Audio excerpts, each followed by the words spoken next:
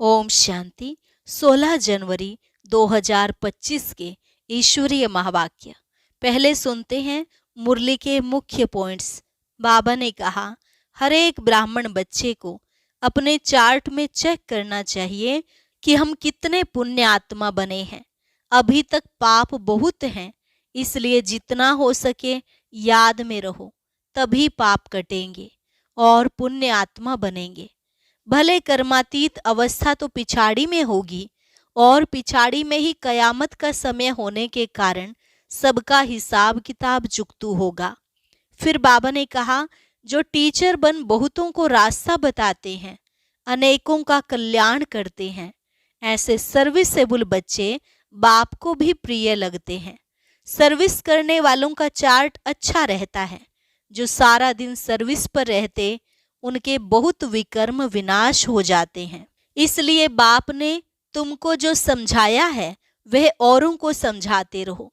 शिव बाबा का नाम लेते रहेंगे तो इसमें तुम बच्चों का भी कल्याण है।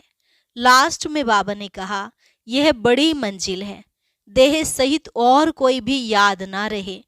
अगर संबंध जुटा हुआ होगा तो वही याद पड़ेगा, फिर बाप की याद थोड़े ही आएगी। बाप जानते हैं राजधानी स्थापन हो रही है तो सब एक रस नहीं हो सकते। फिर भी अगर कोई ने थोड़ा ज्ञान सुनकर 100 में से 1 नंबर भी लिया तो वह स्वर्ग में आ जाएंगे। और अब सुनते हैं महावाक्यों को विस्तार। मुरली का सार। मीठे बच्चे, याद का चार्ट रखो। जितना जितना याद में रहने की आदत पड़ती जाएगी उतना पाप कटते जाएंगे। कर्मातीत अवस्था समीप आती जाएगी। प्रश्न, चार्ट ठीक है व नहीं, इसकी परख किन 4 बातों से की जाती है? उत्तर, पहला आसामी, दूसरी चलन, तीसरी सर्विस और चौथी खुशी। बाप दादा इन 4 बातों को देखकर बताते हैं कि इनका चार्ट ठीक है या नहीं। जो बच्चे म्यूजियम या प्रदर्शनी की सर्विस पर रहते, जिनकी चलन रॉयल है, अपार खुशी में रहते हैं, तो जरूर उनका चार्ट ठीक होगा। गीत, मुखड़ा देख ले प्राणी जरा दर्पण में, कितने पाप कितने पुण्य तेरे जीवन में। ओम शांति।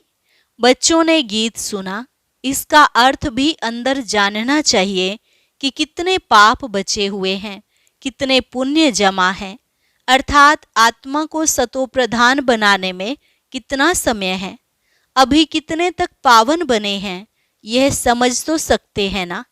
चार्ट में कोई लिखते हैं हम 2-3 घंटा याद में रहे, कोई लिखते हैं 1 घंटा।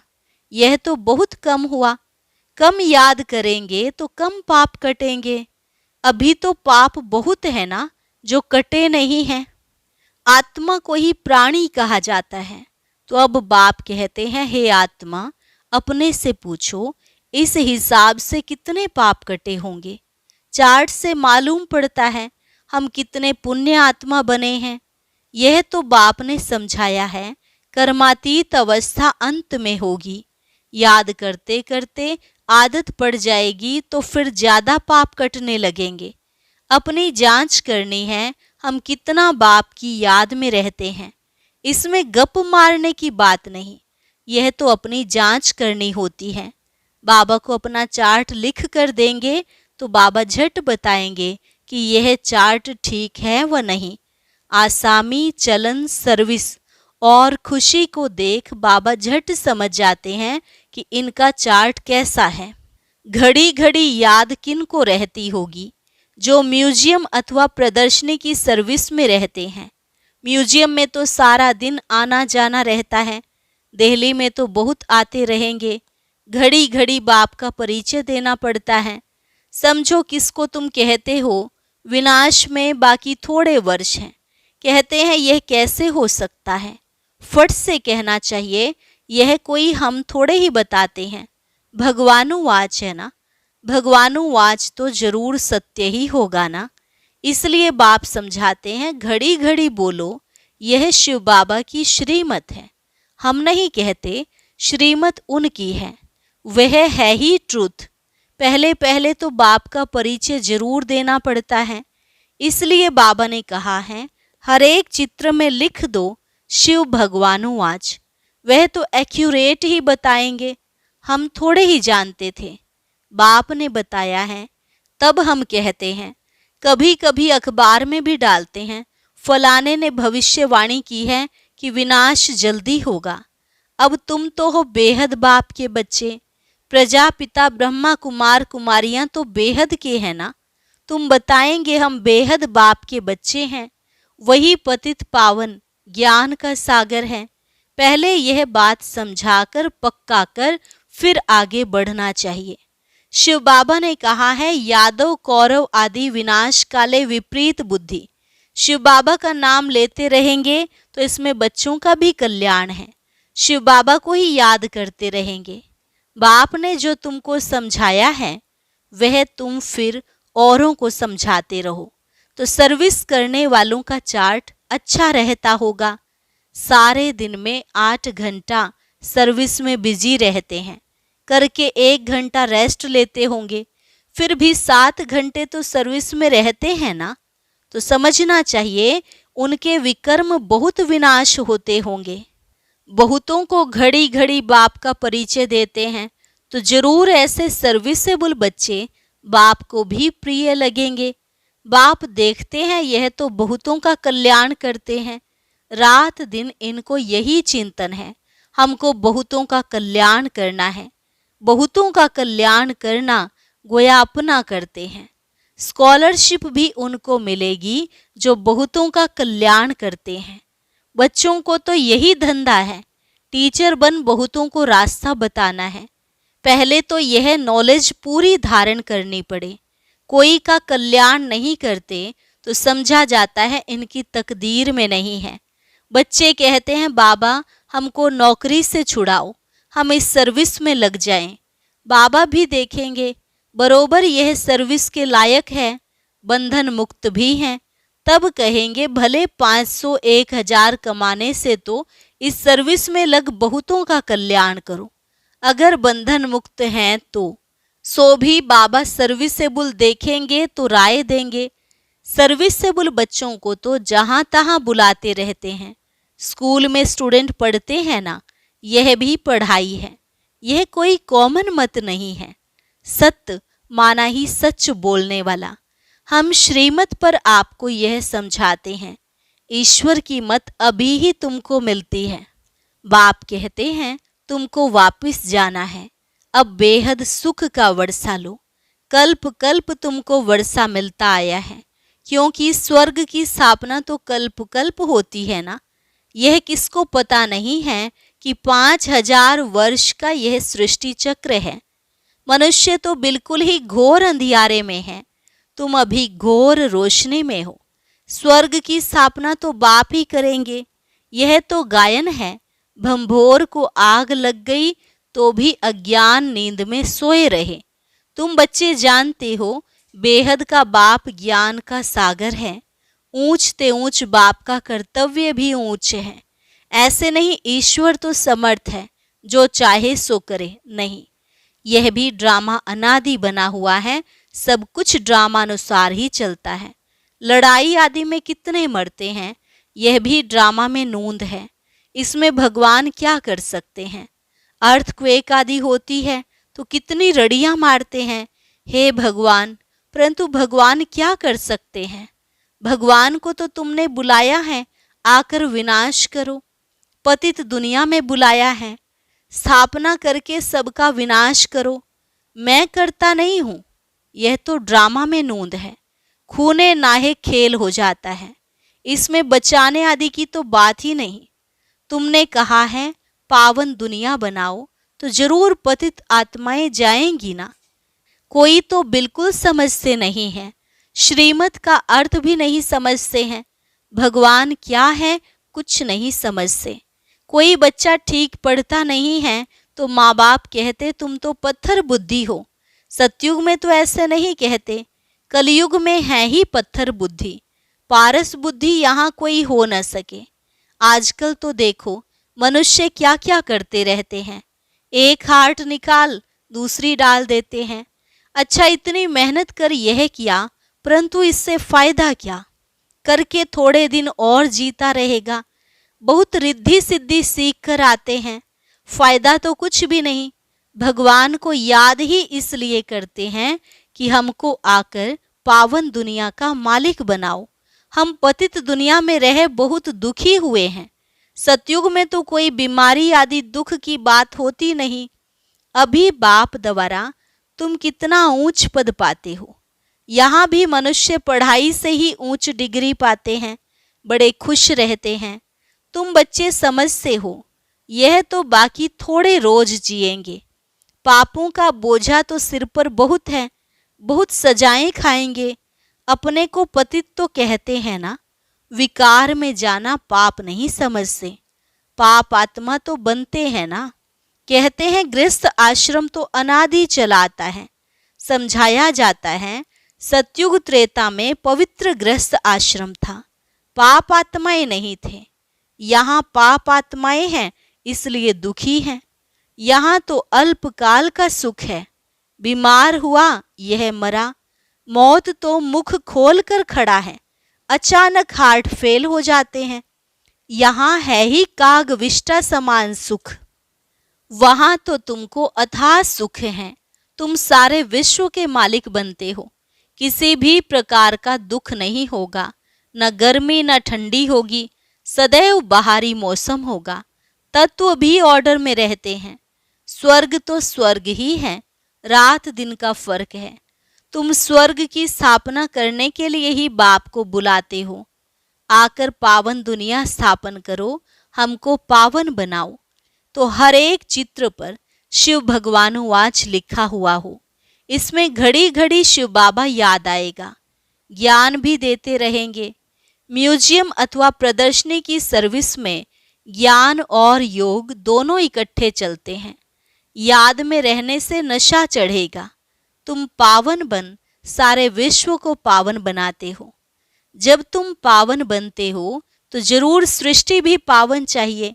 पिछाड़ी में कयामत का समय होने के कारण सबका हिसाब किताब चुकतू हो जाता है। तुम्हारे लिए हमको नई सृष्टि का उद्घाटन करना पड़ता है, फिर ब्रांचेज खोलते रहते हैं। पवित्र बनाने के लिए नई दुनिया, सतयुग का फाउंडेशन तो बाप बिगर कोई डाल न सके।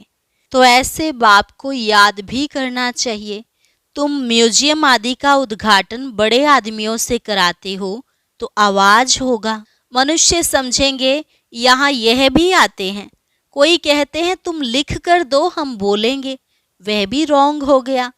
अच्छी रीति समझ कर बोले ओरली तो बहुत अच्छा है। कोई तो लिखत पढ़कर सुनाते हैं जिससे एक्यूरेट हो। तुम बच्चों को तो ओरली समझाना है।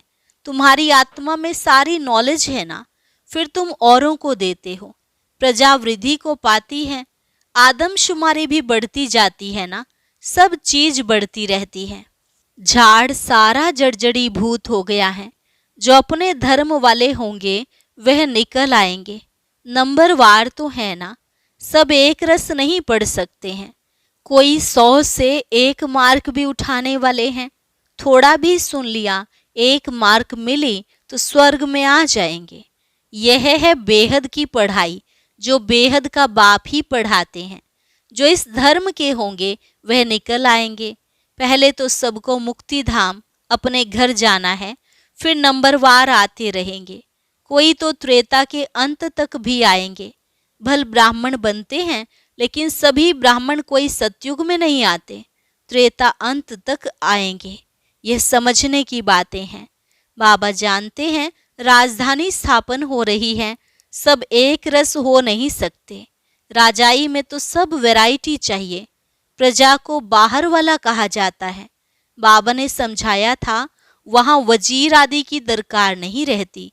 उन्हों को श्रीमत मिली जिससे यह बने, फिर यह थोड़े ही कोई से राय लेंगे। वजीर आदि कुछ नहीं होते। फिर जब पतित होते हैं तो एक वजीर एक राजा रानी होते हैं। अभी तो कितने वजीर हैं। यहाँ तो पंचायती राज्य है ना, एक की मत ना मिले दूसरे से। एक से दोस्ती रखो, समझाओ, काम कर देंगे। दूसरा फिर आया, उनको ख्याल में ना आया तो और ही काम को बिगाड़ देंगे। एक की बुद्धि ना मिले दूसरे से, वहां तो तुम्हारी सब कामनाएं पूरी हो जाती हैं। तुमने कितना दुख उठाया है, इसका नाम ही है दुख धाम।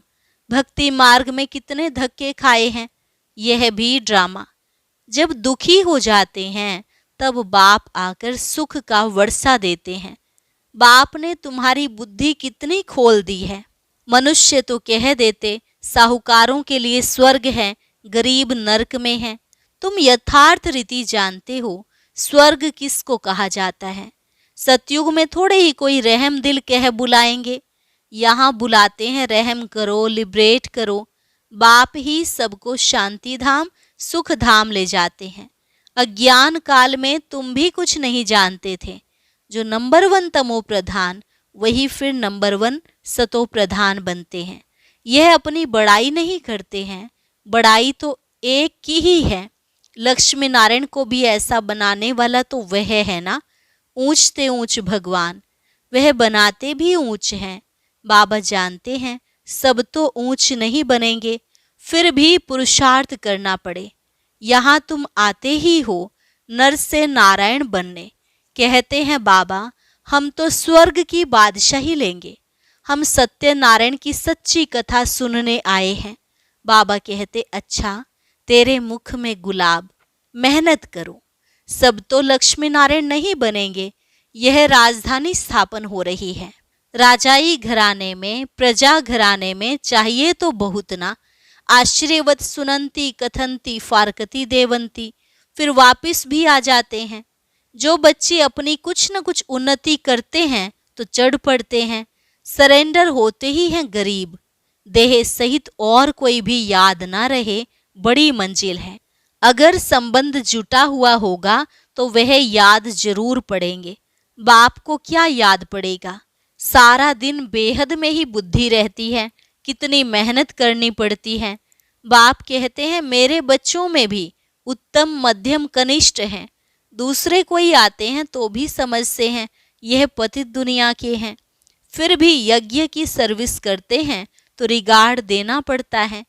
बाप युक्तिबाज तो है ना, नहीं तो यह tower of silence holiest of Holi tower है, जहां होलीएस्ट ऑफ होली बाप सारे विश्व को बैठ होली बनाते हैं। यहाँ कोई पतित आ न सके, परंतु बाप कहते हैं मैं आया ही हूँ सभी पतितों को पावन बनाने। इस खेल में मेरा भी पार्ट है। अच्छा, मीठे मीठे सिकिलधे बच्चों प्रति माता पिता बाप दादा का याद प्यार और गुड मॉर्निंग। रूहानी बाप की रूहानी बच्चों को नमस्ते। रूहानी बच्चों की रूहानी बाप दादा को नमस्ते नमस्ते, गुड मॉर्निंग। धारणा के लिए मुख्य सार। पहली पॉइंट, अपने चार्ट को देखते जांच करनी है कि कितने पुण्य जमा है, आत्मा सतोप्रधान कितनी बनी है। याद में रहकर सब हिसाब किताब चुकतू करने हैं। दूसरी पॉइंट, स्कॉलरशिप लेने के लिए सर्विसेबल बन बहुतों का कल्याण करना है, बाप का प्रिय बनना है, टीचर बन बहुतों को रास्ता बताना है। वरदान, अपने फरिश्ते स्वरूप द्वारा सर्व को वर्षे का अधिकार दिलाने वाले आकर्षण मूर्त भव। अपने फरिश्ते स्वरूप द्वारा सर्व को वर्षे का अधिकार दिलाने वाले आकर्षण मूर्त भव। फरिश्ते स्वरूप की ऐसी चमकीली ड्रेस धारण करो जो दूर दूर तक आत्माओं को अपनी तरफ आकर्षित करे और सर्व को भिखारीपन से छुड़ाए वर्षे का अधिकारी बना दे। इसके लिए ज्ञान मूर्त, याद मूर्त और सर्व दिव्य गुण मूर्त बन उड़ती कला में स्थित रहने का अभ्यास बढ़ाते चलो। आपकी उड़ती कला ही सर्व को चलते फिरते फरिश्ता सो देवता स्वरूप का साक्षात्कार कराएगी। यही विधाता वरदातापन की स्टेज है। स्लोगन, औरों के मन के भावों को जानने के लिए सदा मन मना भव की स्थिति में स्थित रहो। औरों के मन के भावों को जानने के लिए सदा मन मना भव की स्थिति में स्थित रहो। ओम शांति। अब आज का अव्यक्त इशारा और ज्ञान मोती भी अवश्य सुने।